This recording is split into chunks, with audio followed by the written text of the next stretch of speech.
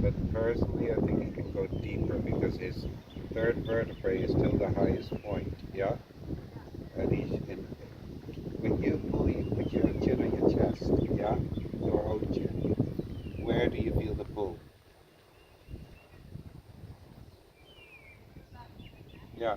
So if you were to be the horse, can you point out with your hand where that is on the horse? Yeah, exactly. So if does he stretch that area right now? Exactly. So that is in a show you want to have him on the vertical, yeah? But right now you're not in a show. You're trying to make him through, and you want to make him um, the make him stretch, yeah, and make him freer in the movement and get the most potential out of that, yeah. So you have to choose where do you warm him up in the sense of where he can best stretch that shoulder, yeah. So it's not making the neck longer. That's not going to work. The neck is long enough. He needs to round. So if you bring your chin on your chest, yeah, do you make your neck longer? No, you stretch the backside where it comes out of your shoulder. Yeah? So it feels almost to you as if you're riding behind the vertical. And a good guideline is that you think about uh, that you know where the third vertebrae is, a couple of inches behind the ears on the neck. If that is still the highest point above the withers, you're still not going to get that stretch. You see what I say?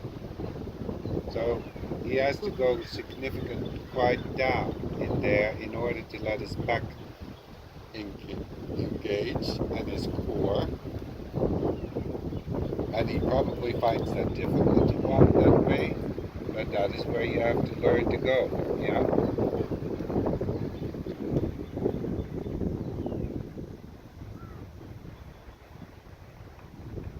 So a little shorter.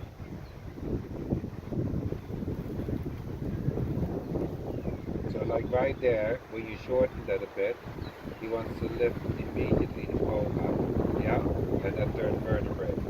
You have to figure out, not by forcing him down, but by requesting it with a bend in the rib cage, riding him from your inner leg to your outside eight, that you can get that stretch to go down into your rein, not by giving the rein away, yeah? Because if you give the rein away, then you're not really challenging or questioning his top line and stretch. You're just making it longer. Yeah.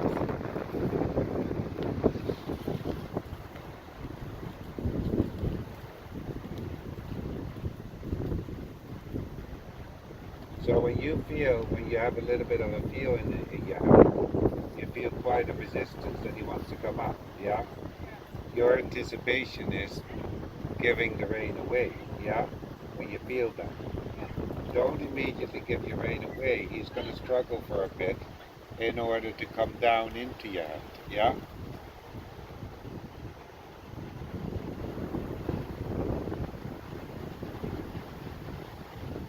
Yeah, so there, for example, I would move the ribcage over, a little bit over to your left leg. Come onto a circle. Get that C shape and see if he actually is willing to accept a little pressure in the ring. Yeah? Not just avoiding the rein because he relaxes down. Yeah? You're gymnasticizing, you're asking. So it's almost like if you have physical therapy, yeah, after an injury, yeah. Does your body want to do that? No. Yeah. Does that sometimes require an effort? Yes. Does that require sometimes discomfort? Yes. Yeah. But every time when you feel a discomfort in him, which is expressed through resistance, you immediately release yourself from that discomfort. Yeah. If you were in physical therapy, would you then do the correct exercise? No, because you're avoiding the discomfort. Do you see what I say? You first have a certain amount of discomfort in order to get to a comfortable place. Yeah? So that is what I mean with if nothing, not everything is going perfect, and there's a little resistance, that resistance is not because he wants to make your life difficult. No, that is where the physical therapy comes in. That you need to make him in a better place and accept that. Yeah? But you cannot make him accept that by avoiding that, by dropping the rein or opening your hand because you feel the first resistance. You follow me? So you have to sit in there a little bit longer to say, come on, you need to push yourself into my hand. And then at first you will feel that the walk gets terrible. And then when he starts to commit, like this is getting better, then his walk will become better because he's trying to figure out how to release that. So now I can see on his neck, or the beginning, that where the neck comes out of the withers and the shoulders, I can actually see the definition of the muscle rounding there. When you started off, I could only see that rounding in his third vertebrae, and he held the bottom of his neck up, but the top of the neck was round. His whole neck was not round. That's why I said to you, bring your chin on your chest, feel what it feels. And where you feel the pull, that's exactly where the withers are, yeah? And yes, I know you don't want to ride him in the show like this, yeah? But you're preparing for the show that you can ride him the way how you need to ride him in the show because you created trueness and now you can ride him uphill, yeah? But you cannot pretend to be uphill because his neck is up and his pole is up, assuming that he's uphill, because that doesn't mean a thing, yeah? When the head and neck is up, doesn't mean that the shoulders are engaged, his core is engaged, or that his back is engaged, yeah? It's often hollow. So now look up in the sky yourself, quite exaggerated. What is your back and neck doing? Hollowing. You see what I say? So if you start up into a higher position, you're asking yourself, you work actually against the physical therapy that you need to do. This is better. I like this. Now can you shorten your range a little bit more because it is again. It has nothing to do about the length of the neck. Your length is good. He just needs to learn to accept it to come a little rounder. Yeah? Now the next question will be, or it will come, I know it will come, yeah, is, but aren't we doing the roll curve now? Yeah?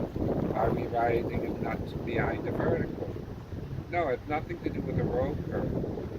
This has to do with the judgment where does he need at the present time to develop how deep does he have to go in order to engage that. Yeah? But it has nothing to do with the roll curve. People make a too big a stink out of that. Yeah?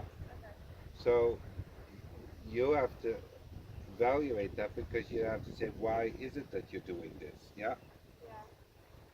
There you go. Now, see if you can take that in the other direction.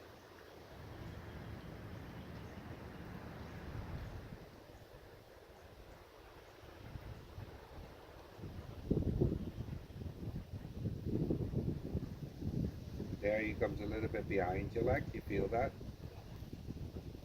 Yes. And then his first instinct is right away to lift that third vertebrae up. Now here he does that too. Yeah? Now, is he round? Yes, he's still round. But did he lift the third vertebrae up into a higher point? Absolutely. Yeah? Wherefore you did not ask that. Yeah? Now if you were asking for that, I said good for you, you controlled that. But that was, we're trying to control them a little deeper to get that stretch in the withers and that we can give that hind leg the room to move under. Yeah? And if we don't unblock that shoulder, where do you think that that hind leg is going to go? Nowhere. Because it doesn't have the space to come forwards because the front leg doesn't want to go forwards. You see what I say? And it doesn't matter how hard you push on that, it's never going to happen. Yeah? Unless you know the physics and which muscle group needs to let go. A little deeper. He still wants to push up. Yeah? So here the walk will get a little worse because he says that's hard work. I need to stretch that, and he prefers then to anticipate the worst walk. That's why people give their rein away because they say, see, my horse can walk a lot better, much better on my method than on your method. Yeah? It's nothing to do with my method. It is he doesn't let go yet on the group of muscles that he needs to release. And then when he releases, you will get the walk that we both like. Yeah?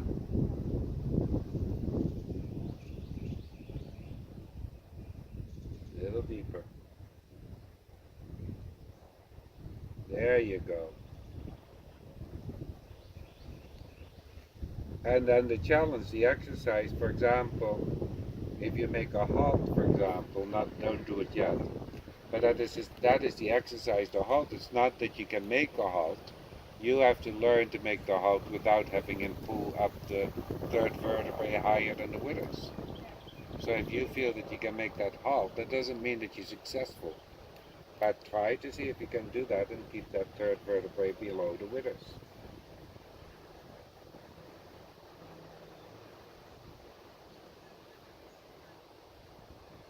See, and his first reaction was up. Yeah? And again, not a problem that it happened.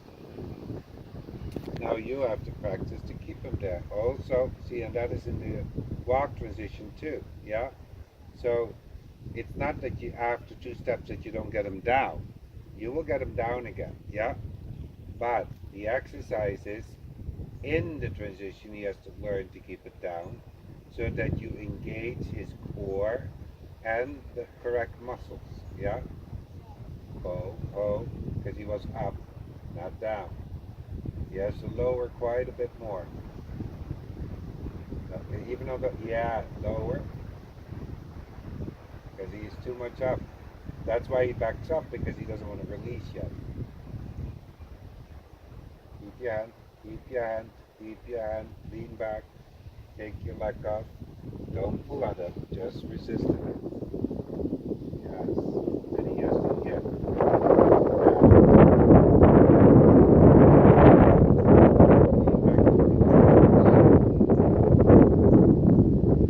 Further down. This is round, but it is now down. Yes. Now, and then you have to learn to have happy shoulders in there, not releasing your fingers. Yeah? And if you have happy shoulders, you can walk up. But you have to be a lot quicker. So you go like, please don't come up. Use your legs very wide. Yeah? It's not about how wide you use your leg. If he is sensitive enough to respond forwards, you can continue to relax because he says, yes, ma'am, I'm ready now. You see what I'm saying? And yes, it didn't happen this way because it was really not responding to your leg correctly. Yeah? So you felt immediately pulling because his response was in his neck, up in the pull, not in his hind leg forwards. If that hind leg would have sensible moved forwards, your shoulders could have maintained the legs and he would have stayed down there. Yeah? Careful in your hand and your arm position, your elbow. So here you need to push him a little bit into it. This feels horrible, I agree. But you need to hold that a little bit in the hand and you need to say, come on, buddy. Light little touch, not too much lag, not too much kicking. And now lower that pull down more. And you can do that through a little bend in the left rib cage. A little bit more. Now he's starting to go down. Yes. Now keep that bend a little bit when you make a halt. See it there again. Hold that resistance. Hold it. Don't give. because he learns that it is okay to lift up. Put your hand on the saddle, lower on the saddle. There, hold it there. And now make happy shoulders. Yeah, but hold your hand, happy shoulders, loosen your shoulders.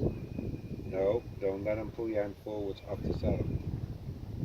You have your buckling strap. Good. Then grab that buckling strap so that he can now pull you forwards. Shorten your reins. Shorten your reins. Now put that head and now close your fingers. And you will feel a couple of pounds in your hand and you will try to back up. Take your leg off and just sit tall. No, don't let him pull your shoulders forwards. Don't let him pull your shoulders forwards. Sit tall. Stomach up. Chest out. Yes. Hold it there. He has to figure it out. That's his sore spot because he's sore there. Sore in meaning that he doesn't want to give. Yeah? Not sore because he's in pain. It's just because he finds it difficult to give.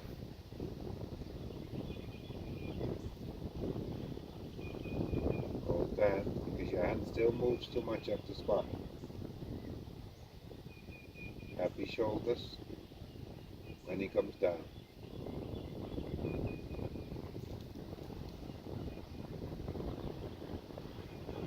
Keep it. Keep your fingers closed. Keep your fingers closed. Walk on there. No problem. Keep walking. Keep walking.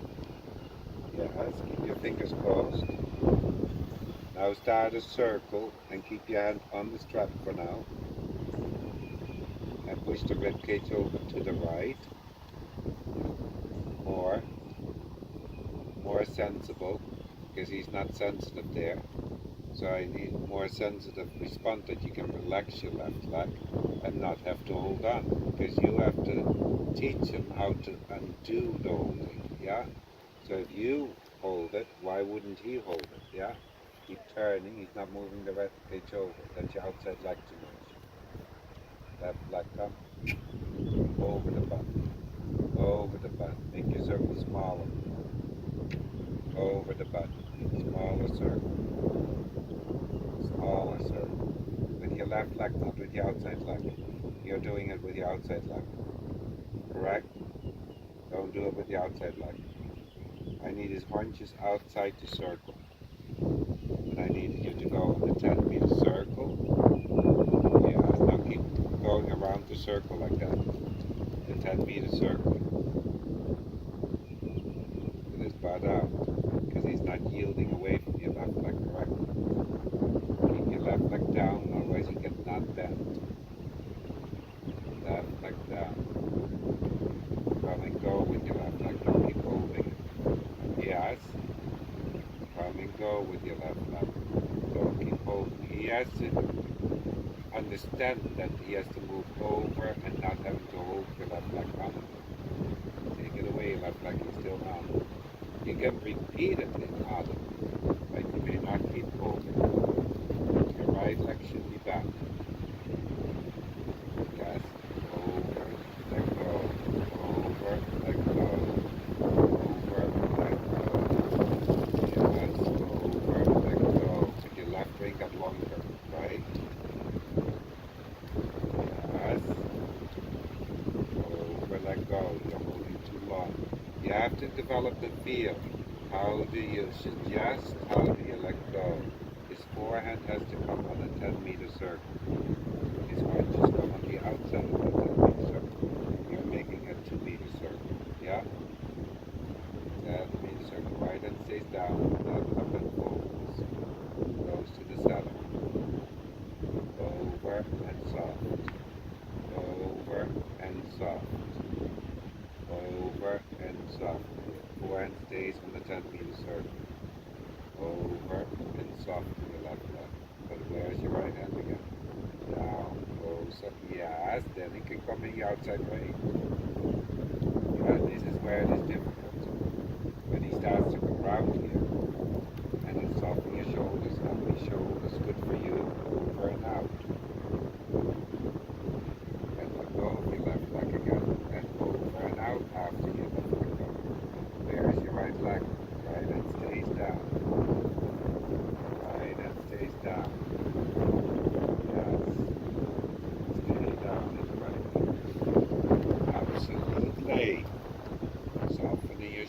but right hand stays down. There. Now you can follow it down with a soft feeling. And soft does not mean bringing your right hand forwards away.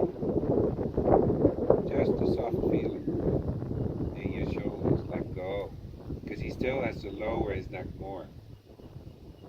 He's starting to round it now and he's starting to accept it. But he's not dropping it down yet. Yeah? Dropping down does not mean longer in the rein. Yes, because you have to engage his core. There you engage his core. Left leg gentle. Now move the haunches again. See how sensible he is? If you have made an improvement. Come and go. Don't keep holding your left leg. Come and go. But gentle. Yes. Come and go. I see too much squeezing for too long. Left leg, come and go. Keep the feel in your left rein, don't give it away. Yes, now the happy shoulders, let him straighten out on the circle. So keep the C shape in his body, not the haunches out, but just the C shape. Loosen your shoulders, looser your hip. Now yield them out the circle. To your outside rein, don't let go. Left leg comes and go, don't hold. Where is your outside leg supposed to go? Yes, left leg turning. Because I see a straight line in your C shape in the spine is gone. If you have the correct C shape in the spine of the horse, there will be no straight lines, there will be always a circle. There will be not even an oval, yeah? So if you are in charge over the C shape, your circle is in charge. You will always have an accurate circle if you control that C shape. But if you don't control that C shape in the spine, how can you control your circle? Now you're controlling the circle, right there. Now trot on and control that C shape. See there, you lost that C shape from your left leg. You suddenly started pushing your outside leg. Yes. Yes. Keep that C shape.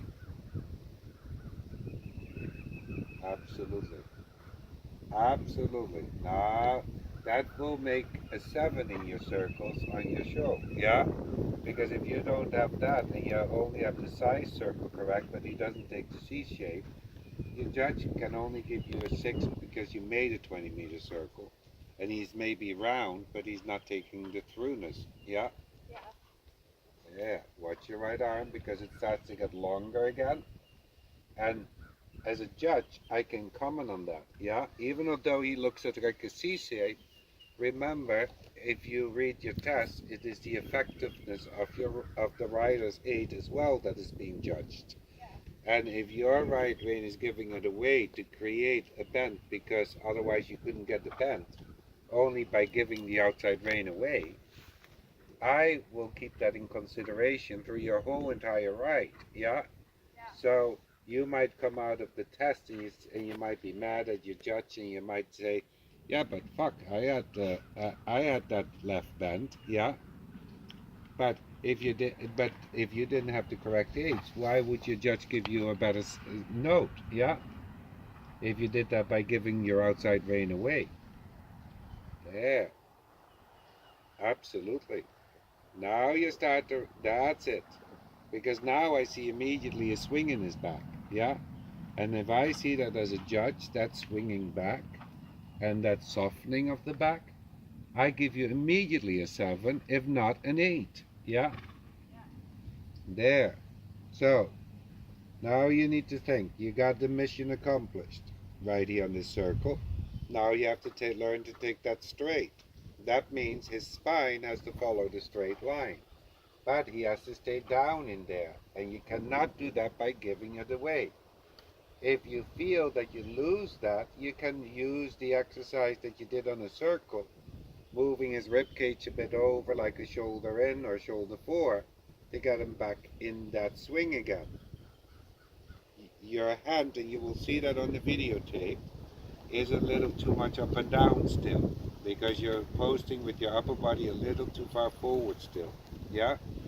And therefore your shoulders and your elbow cannot independently relax from the connection that you have. That is wonderful. I love it. He could be a little deeper because his bow is still a little bit the highest point, yeah? So, is this lovely? Could you get away with that in a show? Absolutely yes, yeah? But I'm now training. I'm trying to get the most potential out of your horse. So in order to get more potential out of the horse, I want to create more freedom, yeah? And in order to get that freedom, I need that withers to release and the shoulders. And therefore I need to bring that a little deeper.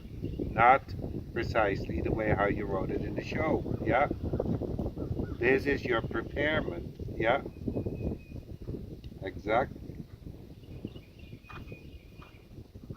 So if you do that correctly in your warm up before the show, for example, yeah, then you can put them a little bit up because now you have created through that warm up better freedom, so that when you then are ready to pick them up a little bit more in a pole, you can afford to lose either a little bit or he maintains it for you. Yeah, this is lovely. Now see if you can take that in the other direction. Be careful in your hand because you still, and you're going to see that on your own when you watch and study your videotape, you're still doing something in your hand and your shoulders, a little bit too much motion. Yeah, meaning that it goes up and down. Now you cannot hold it still in a stiff way. You have to hold it still in a moving way. So that means you're, yes, there you go. Good.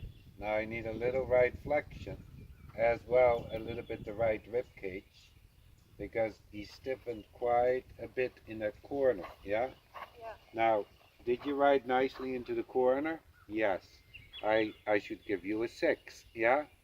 I couldn't give you a 7 or an 8 because I didn't see the bend in that corner, yeah? Now, even although